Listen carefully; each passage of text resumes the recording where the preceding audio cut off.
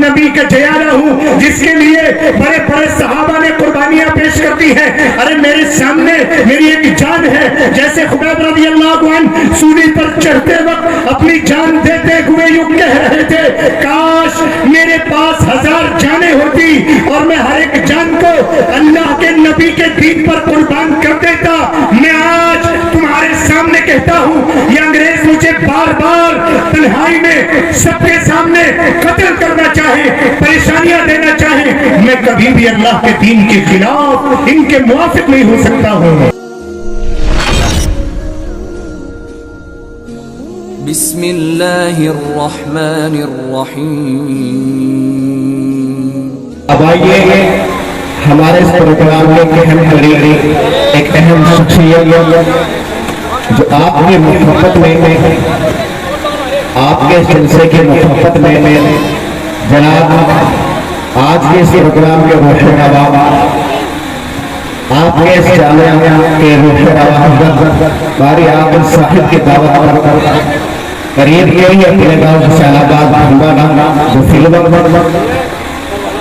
مرکزی سکینہ مسجد خوشحال مبارک لونے کے اندر امام و خطیب ہے کہ الحمدللہ ثم الحمدللہ وہ آپ کے جلسے کے اندر تشریف لا چکے ہیں. اس لیے تمام بھائیوں سے میں بڑے احترام کے ساتھ درخواست کر رہا ہوں کہ فوراً جلسہ گاہ کے اندر تشریف لے آئے کہ سونے سونے سے انگنائیاں آواز دیتی ہیں کہ سونے سونے سے انگنائیاں آواز دیتی ہیں.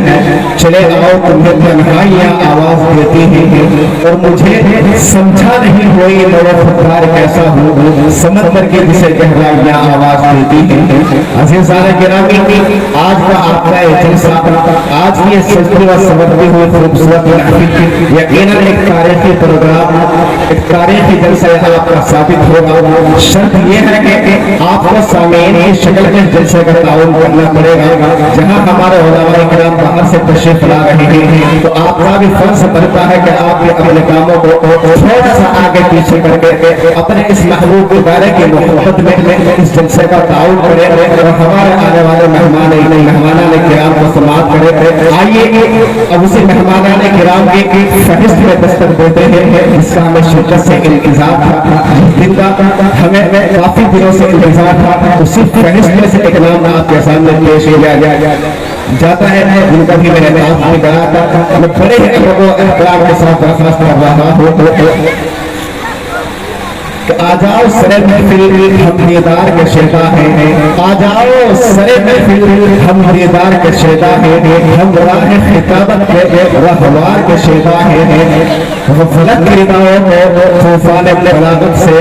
غفلت کی رداؤں کو طوفان بلاغت سے سوڈال تمہاری ہم یہ لگا کے شیدا ہیں. آئیے بڑے ہی ادب و احترام کے ساتھ درخواست کر رہا ہوں جناب حضرت مولانا مفتی محمد مصطفیٰ قاسمی صاحب جو امام و خطیب ہوتے ہیں مرکزی سکینہ مسجد خوشحال مبارک لونے. الحمدللہ الذی علمنا ما لم نکن نعلم والصلاة والسلام على رسوله الأكرم وعلى آله وأصحابه المكرمين. أما بعد قال الله سبحانه وتعالى أعوذ بالله من الشيطان الرجيم بسم الله الرحمن الرحيم. إنا نحن نزلنا الذكر وإنا له لحافظون. وقال الله سبحانه وتعالى إن هذا القرآن يهدي للتي هي أقوم. وقال النبي صلى الله عليه وسلم إن الله يرفع بهذا الكتاب أقواما ويضع به آخرين. صدق الله ورسوله النبي الكريم. الہی یہ التجا ہے کرم تو اگر کرے. الہی یہ التجا ہے کرم تو اگر کرے. وہ بات بے زبان کو جو دل پر اثر کرے. اور وہ معزز تھے زمانے میں مسلمان ہو کر، وہ معزز تھے زمانے میں مسلمان ہو کر، ہم خوار ہوئے تاریخ قرآن ہو کر۔ ملت اسلامیہ کے نوجوانوں، بزرگوں، پردہ نشین، میری دیدی مائیں اور بہنیں، آج امت مسلمہ کا ایک بڑا المیہ یہ ہے کہ ہم جو جس دور کے اندر آنکھیں کھولے ہوئے ہیں، جس طرف نظر دوڑاتے ہیں اور جس طرف دیکھتے ہیں تو ہر طرف یہ آواز سننے کو ملتی ہے کہ مسلمان دنیا کے اندر ذلت و پستی اور اسی طریقے سے مسلمان ایک سب سے کمزور قوم بن کر رہ گیا ہے۔ تو جب یہ آواز ہمارے دلوں میں، ہمارے کانوں میں پہنچتی ہے تو اس وقت ایک عقل مند انسان کے ذہن کے اندر یہ بات آنی چاہیے اور اسے اس بات پر سوچ غور و فکر کرنا چاہیے کہ آخر یہ لفظ ہمیں سننے کو کیوں مل رہے ہیں، جبکہ ہمارے اکابر، اسلاف اور اس سے پہلے بھی بڑے بڑے ائمہ اور تابعین، تابعین، اس سے پہلے چلیے تو صحابہ کرام، ان تمام کے ادوار میں مسلمان ایک ایسی قوم سمجھا جاتا تھا اور ایک ایسا کردار اس کا دنیا کے اندر پیش کیا جاتا تھا کہ اس سے زیادہ دنیا والوں کے لیے کوئی محافظ قوم نہیں ہو سکتی، اس سے زیادہ سمجھدار کوئی قوم نہیں ہو سکتی۔ اس طریقے سے مسلمانوں کو دنیا کے اندر گردانا جاتا تھا۔ لیکن آج اگر کہیں کسی کی زبان سے مسلمان کے تعلق سے کوئی لفظ نکلتا ہے تو عمومی دنیا کے اعتبار سے یہ ہے کہ مسلمانوں میں سب سے زیادہ دھوکے باز، سب سے زیادہ چور، اچکے، یہاں تک کہ دنیا کے اندر دنیا کی چیزوں کو صحیح طور پر استعمال کرنے کا طریقہ کار انہیں معلوم نہیں۔ میرے عزیز دوستو، بزرگوں، اس کی ایک بڑی وجہ یہ ہے جو میری سمجھ میں آئی ہے کہ اس دنیا میں اللہ تعالیٰ نے انسان کو پیدا کرنے سے پہلے انسانیت کا زندگی گزارنے کا ایک نظام قائم کیا اور دنیا والوں کو پیغام دیا، بلکہ یوں سمجھیے کہ دنیا میں اگر کوئی کمپنی یا دنیا کی کوئی فیکٹری اور دنیا کا کوئی کارخانہ اگر وہاں سے کسی چیز کی ایجاد کرتا ہے اور اسے بنا کر کے دنیا والوں کے سامنے پیش کرتا ہے تو اس سے بنانے سے پہلے اس کے استعمال کی چیزوں کو لوگوں کے سامنے لا کر کے دکھایا جاتا ہے کہ دنیا میں اگر تم آج موبائل استعمال کر رہے ہو تو موبائل استعمال کرنے کا طریقہ یہ ہے، دنیا میں تم اگر سواری کے لیے موٹر سائیکل چلا رہے ہو تو اس کے چلانے کا طریقہ یہ ہے، دنیا میں اگر تم کار ڈرائیو کر رہے ہو تو اس کے چلانے کا طریقہ یہ ہے، اس کو صحیح ڈھنگ سے رکھنے کا طریقہ یہ ہے۔ دنیا کی بنائی ہوئی چیزوں کے استعمال کو ہم جانتے اور سیکھتے ہیں، لیکن وہ رب کائنات جس نے اس کائنات کے اندر سب سے اشرف مخلوق کو پیدا کیا، اس کے پیدا کرنے سے پہلے عالم ارواح سے پہلے لوح محفوظ کے اندر دنیا کے نظام چلانے کا ایک انتظام کیا، قرآن پاک کی شکل میں لوح محفوظ کے اندر قرآن کو محفوظ فرما دیا۔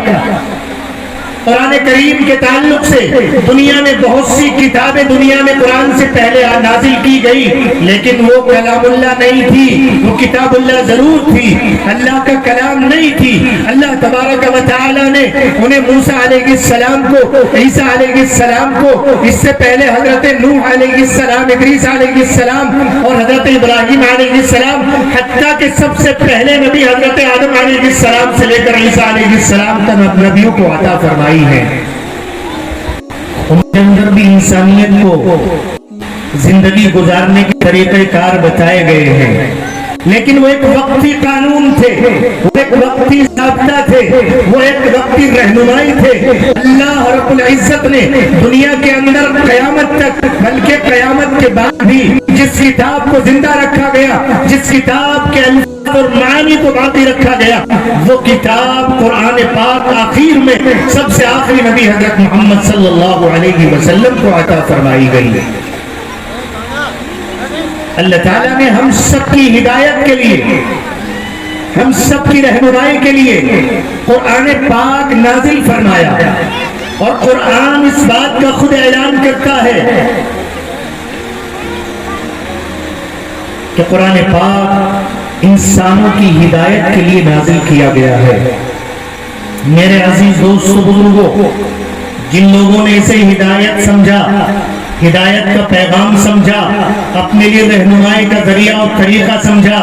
وہ لوگ دنیا کی تمام عزتوں پر فائز تھے۔ وہ دنیا کے اندر اس طرح زندگی گزار رہے تھے کہ بڑے سے بڑے بادشاہ بھی ان کے سامنے اپنے آپ کو کمزور سمجھتے تھے۔ وہ قرآن سے تعلق رکھنے والے، جن کے سینوں میں قرآن تھا، جو قرآن کی فضا میں زندگی گزار رہے تھے، جو قرآن کے ماحول سے اپنے آپ کو وابستہ کیے ہوئے تھے، اگرچہ ان کے پاس دنیا کے اندر زندگی میں پہننے کے لیے چپل نہیں تھے، جوتے نہیں تھے، لباس ان کے اوپر صحیح سے نہیں تھا، لیکن حقیقت حال یہ تھی کہ وقت کی طاقتیں ان کے کلام سے کانپتی تھی۔ وقت کی سپر پاور طاقت قیصر و کسریٰ بھی ایک چھوٹے سے مجاہد کے سامنے، ایک اللہ کے قرآن کے حافظ کے سامنے، ایک اللہ والے کے سامنے زبان کھولنے کی ہمت نہیں کرتی تھی، اس لیے کہ وہ قرآن پاک پر یقین کامل رکھتے تھے۔ وہ قرآن کی ایک ایک آیات کو اپنے لیے سمجھتے تھے کہ یہی ہمارے لیے رہنمائی کا ذریعہ اور طریقہ ہے۔ یعنی دنیا کے اندر وہ مسلمان قرآن سے تعلق رکھنے والے، نبی سے محبت کرنے والے عزت کے اعلیٰ مقام پر فائز تھے، لیکن آج ہم اگر ذلت و پستی میں ہیں تو اس کی بڑی وجہ شاعر نے کہی ہے کہ ہم قرآن کو چھوڑ کر، قرآن کے احکامات کو توڑ کر اور قرآن پاک کو پیچھے ڈال کر کے آج ہم ذلت و پستی میں جا چکے ہیں۔ ہمارا یہ ملک جس میں ہم شب و روز زندگی گزار رہے ہیں، اس ملک کے اندر قرآن پاک کے تعلق سے جس طرح صحابہ کرام نے محنتیں کی اور قرآن کے لیے اذیتیں برداشت کی، تکالیفیں جھیلی، اسی طریقے سے ہمارے ملک کے اکابرین نے،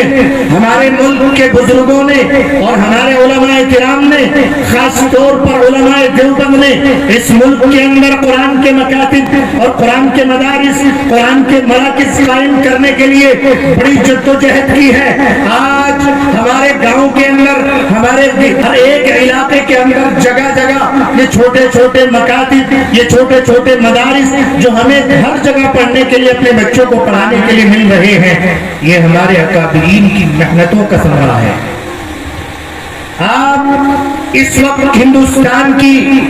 جو حکومت ہے، موجودہ حکومت، اس کا بھی نظریہ یہی ہے جو آج سے تقریباً 77 یا 78 سال پہلے، آزادی سے پہلے انگریزوں کا تھا۔ وہ یہ چاہتے تھے کہ ہندوستان کے اندر قرآن کی تعلیمات زندہ نہ رہے، وہ یہ چاہتے تھے کہ قرآن پڑھنے والے زندہ نہ رہیں، وہ یہ چاہتے تھے کہ ہندوستان میں آقا مدنی محمد عربی صلی اللہ علیہ وسلم کے چاہنے والے، آپ سے محبت کرنے والے، آپ کی سنتوں کی اتباع کرنے والے ہندوستان میں نہ رہے۔ انہوں نے میرے عزیزوں انہی لوگوں سے مقابلہ کرتے ہوئے لاکھوں کی تعداد میں علماء کرام کو شہید بھی کیا ہے، تحت تیب بھی کیا ہے، لیکن یاد رکھیے علماء دیوبند نے ہمیشہ کفر کا، ظلم کا مقابلہ کیا ہے اور قیامت تک آنے والے انسانوں کے لیے پیغام دے دیا ہے کہ تم جتنا ان کو مٹانا چاہو گے، یہ اس نبی کے جلالے ہیں، اس نبی کے متوالے ہیں کہ جو اس نبی کی محبت میں آتا ہے، جو اس نبی کے پرچم کے نیچے آ جاتا ہے، پھر وہ اپنی گردن تو کٹا سکتا ہے، لیکن اللہ کے نبی کے دین کو مٹتا ہوا دیکھ کر برداشت نہیں کر سکتا ہے۔ میں آپ کو بتانا چاہتا ہوں، ہمارے اس ملک ہندوستان میں ایک بڑی شخصیت گزری ہے، مولانا محمود حسن دیوبندی، جن کو شیخ الہند کے نام سے جانتے ہیں۔ میرے عزیز دوستوں، بزرگوں اور میری ماں بہنوں، اگر آپ سن رہی ہیں تو توجہ کیجئے جہاں تک یہ آواز جا رہی ہے۔ اے رسول پور بھیڑی والے، میں آپ کو بتا دوں کہ یہ مدرسے ہمارے ان اکابرین کی دین ہے اور ان کی محنتوں کا ثمرہ ہے. شیخ الہند رحمت اللہ علیہ مالٹا کی جیل میں ایسی صعوبتیں برداشت کرتے ہیں کہ ہندوستان کے بڑے بڑے جیالے اور متوالے، میں بتاتا چلوں کہ حکیم محمد اجمل خان صاحب جب شیخ الہند رحمت اللہ علیہ کا انتقال ہوا، وفات پا گئے، ان کے غسل کا انتظام کرنے کا جب نمبر آیا، ان کی پیٹھ کو کھول کر دیکھا گیا تو پیٹھ پر اتنے زخم تھے، حکیم اجمل صاحب فرماتے میں دیکھ کر کانپنے لگا. میرے عزیزوں، اس وقت ایک بڑے اکابر مولانا حسین احمد مدنی رحمت اللہ علیہ بھی موجود تھے. لوگوں نے معلوم کیا، خاص طور پر حکیم اجمل صاحب رحمت اللہ علیہ کہتے ہیں میں نے پوچھا کہ یہ کیا معاملہ ہے، شیخ الہند رحمت اللہ علیہ کی پیٹھ پر ایسے زخم کیوں لگے ہیں؟ یہ راز گھر والے بھی نہیں جانتے تھے، اہلیہ بھی نہیں جانتی تھی، بیٹے بھی نہیں جانتے تھے. وہ لوگ کہنے لگے ہم اس سے واقف نہیں ہیں. حضرت نے فرمایا مولانا حسین احمد مدنی ان کے ساتھی ہیں، وہ جانتے ہوں گے کہ کیا معاملہ ہے. اس وقت مولانا حسین احمد مدنی کلکتہ کے اندر موجود تھے. جب شیخ الہند رحمت اللہ علیہ کی وفات کا علم ہوا، وہاں سے سفر کر کے آپ کے جنازے میں شرکت کی. لوگوں نے معلوم کیا کہ یہ کیا وجہ ہے، آپ کی پیٹھ پر یہ داغ کیسے یہ نشان کیسے ہیں؟ تو فرمانے لگے اور رونے لگے کہ حضرت شیخ الہند رحمت اللہ علیہ نے مجھ سے کہا تھا کہ ایک راز ہے، اس کو کسی کو مت بتانا. اب تو حضرت کا انتقال ہو گیا ہے، وفات پا گئے ہیں. آج میں اس راز کو بیان کر دیتا ہوں اور مدرسے میں پڑھنے والے، پڑھانے والے اور مدرسے سے فائدہ اٹھانے والے ان علماء کے لیے یہ ایک نصیحت اور یہ ایک پیغام اور یہ ایک امانت دیے جاتا ہوں کہ جس وقت حضرت شیخ الہند رحمت اللہ علیہ مالٹا کی جیل میں تھے تو انگریز آپ سے یوں کہتا تھا کہ شیخ الہند ہے حسین محمود حسن دیوبندی، آپ کیوں نہیں کہتے تھے کہ ہم آپ کے ساتھ ہیں؟ آپ کیوں نہیں کہتے تھے کہ انگریز کی فوج میں داخل ہونا جائز ہے، ان کی حمایت کرنا جائز ہے؟ آپ ہماری حمایت کیوں نہیں کر لیتے؟ میرے عزیز دوستوں بزرگوں، آپ اگر جانیں گے اور سنیں گے تو آپ کے روح کانپنے لگے گی، روح کے کھڑے ہو جائیں گے. حضرت حسین احمد مدنی فرماتے ہیں ایک مرتبہ ہم 4 ساتھیوں نے مل کر شیخ الہند رحمت اللہ علیہ سے درخواست کی، حضرت یہ روزانہ آپ کو ایسی تکلیفیں دیتے ہیں، آگ کے انگارے بچھاتے ہیں اور اس پر آپ کو مٹا دیا جاتا ہے، آپ کا خون اور چربی ان انگاروں سے پگھل جایا کرتی ہے. حضرت یہ تکلیف آپ کو دیتے ہیں لیکن پریشانی ہمیں ہوتی ہے. آپ جانتے ہیں کہ وہ حضرت امام احمد بن حنبل رحمت اللہ علیہ نے ایک کتاب الحیل لکھی ہے جس کے اندر طرح طرح کے حیلے بیان کیے ہیں. آپ کوئی ایسا حیلہ تلاش کر کے ان کے سامنے پیش کر دیجئے تاکہ آپ کو تکلیف دینے میں یہ لوگ کمی محسوس کرنے لگے اور آپ کو یہ تکلیفیں کم ہو جائے. کہنے لگے حسین احمد آپ نہیں جانتے میں کون ہوں، آپ سمجھتے ہو میں ہندوستان کا ایک باشندہ ہوں. نہیں، آپ سنیے کہ میں بلال کا وارث ہوں جس نے مکے کی تپتی ہوئی زمین پر پتھروں پر لیٹ کر آقا مدنی محمد عربی صلی اللہ علیہ وسلم کے کلمے کو بلند کیا ہے. آپ نہیں جانتے تو میں سمیہ کا وارث ہوں. آپ نہیں جانتے میں خبیب رضی اللہ عنہ کا متوالا ہوں. آپ نہیں جانتے میں اس نبی کا جیالہ ہوں جس کے لیے بڑے بڑے صحابہ نے قربانیاں پیش کر دی ہیں. ارے میرے سامنے میری ایک جان ہے، جیسے خبیب رضی اللہ عنہ سولی پر چڑھتے وقت اپنی جان دیتے ہوئے یوں کہہ رہے تھے کاش میرے پاس 1000 جانیں ہوتی اور میں ہر ایک جان کو اللہ کے نبی کے دین پر قربان کر دیتا. میں آج تمہارے سامنے کہتا ہوں یہ انگریز مجھے بار بار تنہائی میں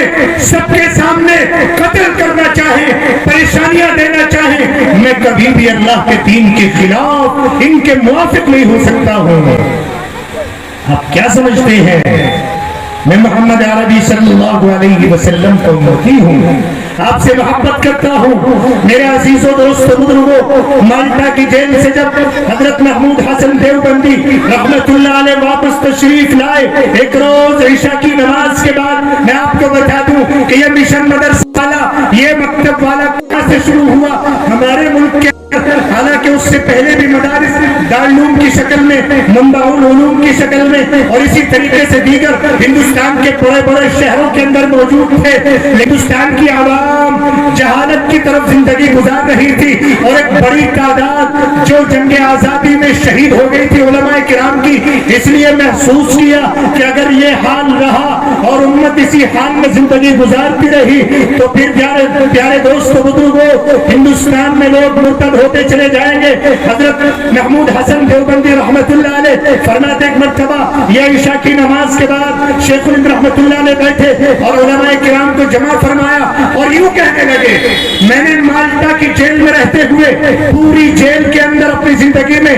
2 سبق سیکھے ہیں. سارے لوگ یہ بات سن کر کہنے لگے اتنا بڑا شیخ جس کو شیخ الہند کا لقب دیا گیا، جس کے شاگردوں میں بڑے بڑے شیخ موجود ہیں، بخاری پڑھانے والے، ترمذی مسلم شریف پڑھانے والے بڑے بڑے مفتی موجود ہیں،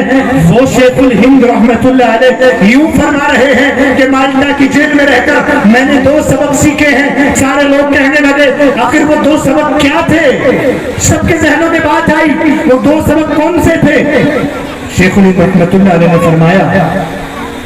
میں نے مالٹا کی زندگی میں یہ دیکھا اور غور و فکر کیا کہ امت مسلمہ اس وقت پستی کے اندر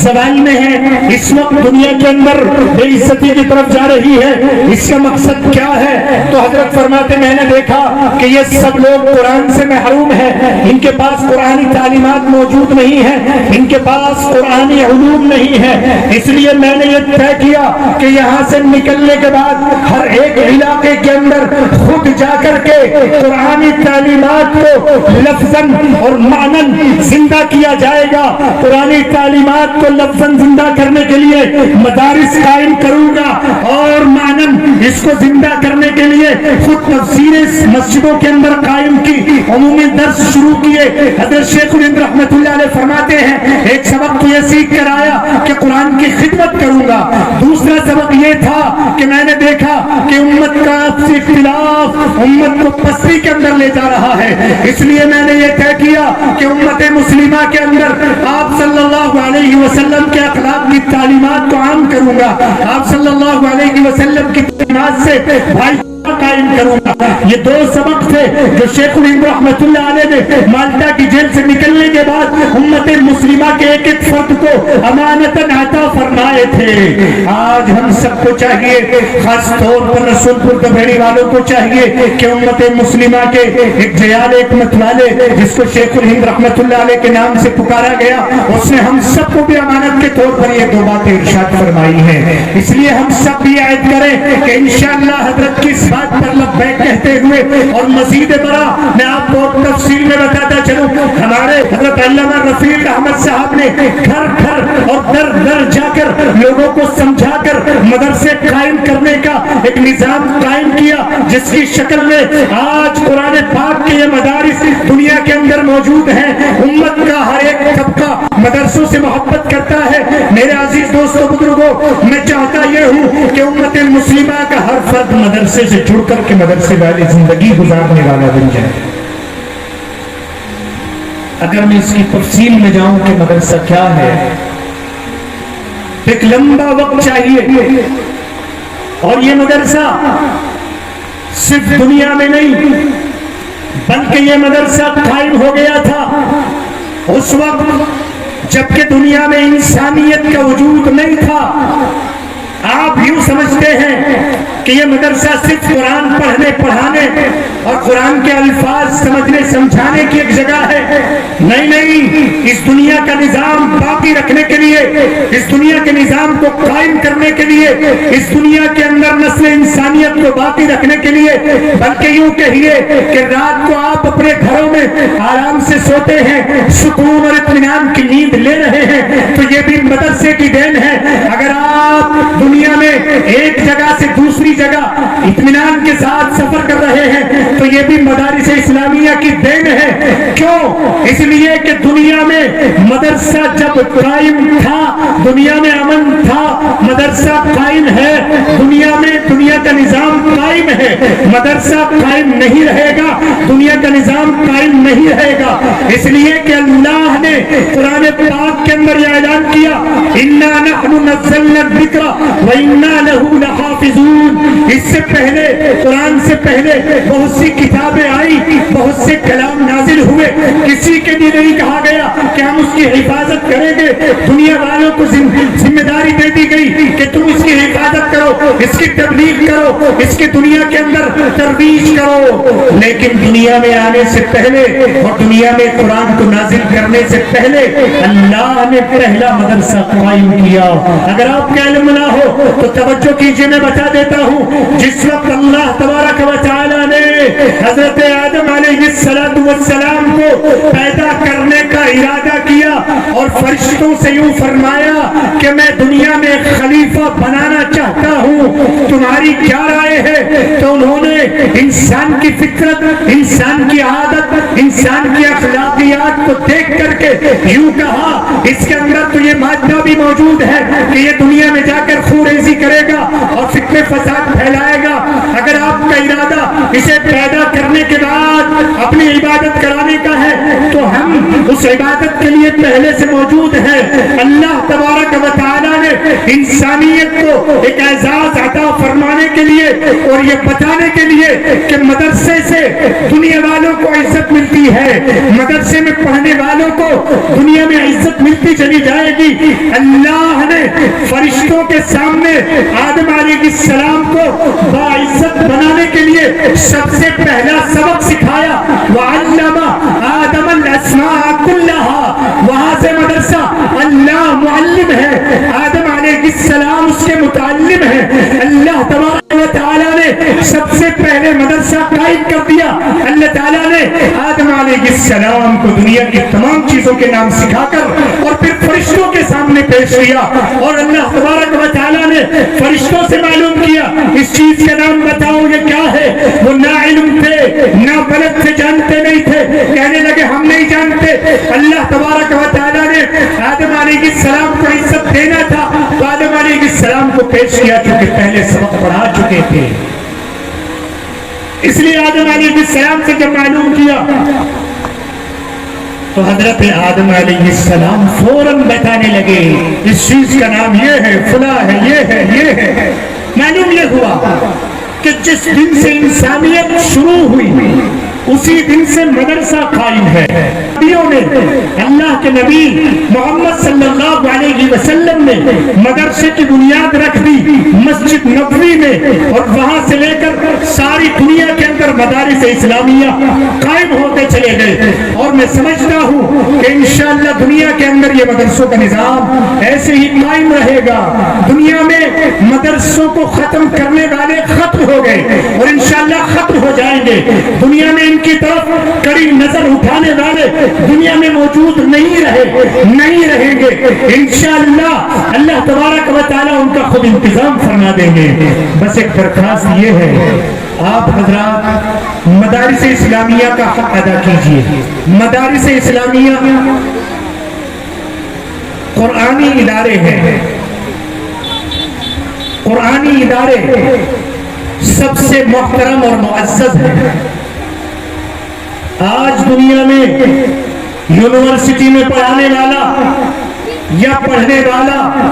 اگر اپنے آپ کو معزز اور محترم سمجھتا ہے تو اس کا یہ خیال غلط ہے، اس لیے کہ قرآن پاک سب سے محترم کتاب اور اللہ کے رسول صلی اللہ علیہ وسلم کی زبان مقدس جو سب سے سچی اور سب سے اعلیٰ درجے کی زبان ہے، وہ یہ کہتی ہے دنیا میں اگر کوئی عزت کے قابل ہے اور کوئی سب سے بہتر اور محترم ہے تو وہ صرف قرآنی خدمت کرنے والے ہیں، قرآن پڑھانے والے ہیں۔ اس لیے میں کہا کرتا ہوں، جہاں بھی جلسے میں مجھے موقع ملتا ہے میں بتایا کرتا ہوں کہ جس طرح سے قرآن پاک کو لوگ عزت کی نظر سے دیکھتے ہیں، قرآن پاک کا ادب اور احترام کرتے ہیں، قرآن پاک کو محترم سمجھتے ہیں، اسی طریقے سے ان سینوں کو، ان پڑھنے پڑھانے والوں کو محترم سمجھنا چاہیے، باعزت سمجھنا چاہیے جن سینوں کے اندر قرآن محفوظ ہے۔ اس لیے کہ قرآن کو جس طرح دیکھنے کا ثواب ہے، اسی طریقے سے قرآن کے محافظین کا، قرآن کے معاونین کا اور قرآن کے مبلغین کا دیکھنا بھی ثواب کی چیز ہے۔ اس لیے میرے عزیز دوستو بزرگوں، آپ سب یہ طے کرو کہ انشاءاللہ ہم مدارس اسلامیہ میں پڑھنے پڑھانے والوں کو محترم سمجھیں گے، ان کو ہم دنیا کے تمام عزت والوں سے زیادہ عزت دار سمجھیں گے۔ یاد رکھو، دنیا کی ایک ایسی مخلوق جس کو ہم عقل مند نہیں سمجھتے ہیں، ان کے پاس عقل نہیں سمجھتے ہیں، جانور جس کو ہم حیوان سمجھتے ہیں، وہ بھی میرے عزیزوں جب قرآن والوں سے اور قرآن جس پر نازل ہوا اس سے محبت کرتی ہے اور اس سے محبت کا دعویٰ کرتی ہے، تو پھر اشرف مخلوق انسان کو چاہیے کہ وہ اعلیٰ درجے کی محبت کرے۔ میں آپ کو بتا دوں، ایک صحابی ہے حضرت زرارہ بن نوفل رضی اللہ عنہ، ایک صحابی ہے اللہ کے نبی علیہ الصلوۃ والسلام کے صحبت یافتہ صحابی زرارہ بن نوفل رضی اللہ عنہ ایک مرتبہ میدان کارزار میں ہے، ایسا میدان جس کے اندر دشمنان اسلام سامنے موجود ہیں اور آقا مدنی محمد عربی صلی اللہ علیہ وسلم کے تربیت یافتہ صحابی موجود ہیں۔ میرے عزیز دوستو بزرگوں، ہم بھی اللہ کے رسول صلی اللہ علیہ وسلم سے محبت کے دعوے دار ہیں اور محبت کا دم بھرتے ہیں، لیکن میں آپ کو اس واقعے سے بتا دوں کہ آپ اپنے گریبان میں جھانک کر دیکھیے، کیا ہم اللہ کے رسول سے محبت کا دعویٰ سچا کرتے ہیں یا جھوٹا کرتے ہیں؟ آپ دیکھیے میدان کارزار میں آج کا ماحول تو یہ ہوتا ہے، ہمارے ہاتھوں میں بندوقیں ہوا کرتی ہیں، ان کا نشانہ تاک کر دشمن کو مار دیا کرتے ہیں، لیکن اس دور کو یاد کیجئے جبکہ میدان کے اندر دو جماعتیں آپس میں مقابلے کے لیے آیا کرتی تھی اور مقابلے کی شکل یہ ہوتی تھی، ادھر سے ایک مجاہد ایک جرنیل آتا، ادھر سے ایک دشمن جاتا، یہ آپس میں لڑتے لڑتے لڑتے جب یہ تھک جاتے پھر دوسرا آتا، پھر تیسرا آتا، یہاں تک کہ گھمسان کی لڑائی شروع ہو جایا کرتی تھی۔ اس حال میں کہ حضرت زرارہ بن نوفل رضی اللہ عنہ میدان کارزار میں ہے اور گھمسان کی لڑائی شروع ہو گئی ہے۔ حضرت زرارہ بن نوفل رضی اللہ عنہ یوں فرماتے ہیں، میں نے دیکھا کہ میرا گھوڑا جس کے اوپر میں میدان میں سوار تھا وہ کچھ ہچکچانے لگا، میں نے محسوس کیا کہ میرا گھوڑا دم بھر رہا ہے، سانس توڑ رہا ہے، اور مجھے ایسا محسوس ہوتا ہے کہ اگر یہ گھوڑا آج پیچھے ہٹتا ہے تو ہم اس میدان کو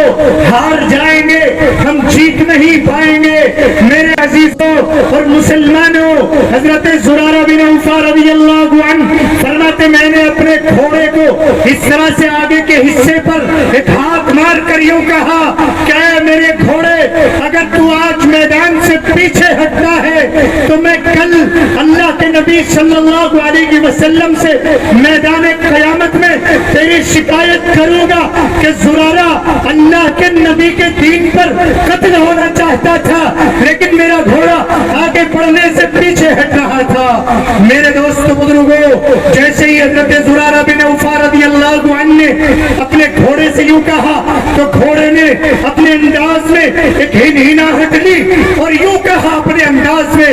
زرارہ تیرا جتنا دل چاہے تو میدان میں دشمنوں سے لڑتا چلا جا،